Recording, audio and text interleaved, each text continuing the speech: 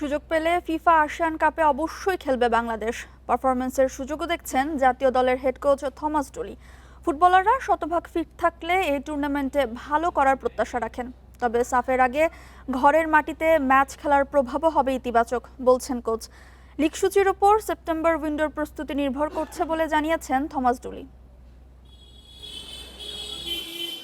প্রথমবার FIFA ASEAN কাপে খেলার আমন্ত্রণ পেয়েছে বাংলাদেশ, তবে চূড়ান্ত সিদ্ধান্ত আসার অপেক্ষা। সব ঠিক থাকলে লাল সবুজের অংশগ্রহণ অনেকটাই নিশ্চিত। শনিবার ফেডারেশনে ব্যস্ত সময় কাটিয়েছেন head coach Thomas ডুলি।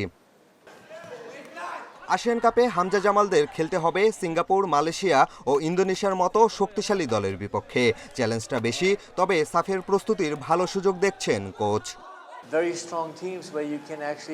FIFA ASEAN কাপে খেলার সুযোগ আছে, তবে সেটা এখনো চূড়ান্ত হয়নি।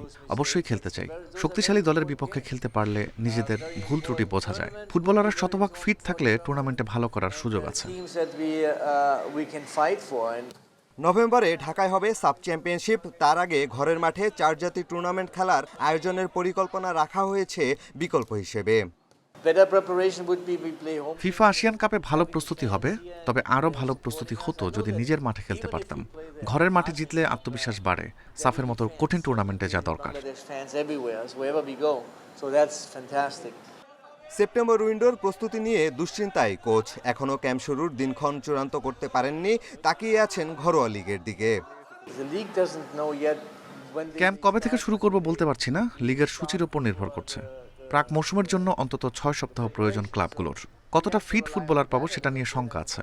জাতীয় দলের কয়েকদিনের ক্যাম্পে নতুন করে ফিটনেসে ফেরার যথেষ্ট সময় থাকে না। শিগগিরই জানা যাবে আসিয়ান কাপে বাংলাদেশের খেলার সিদ্ধান্ত।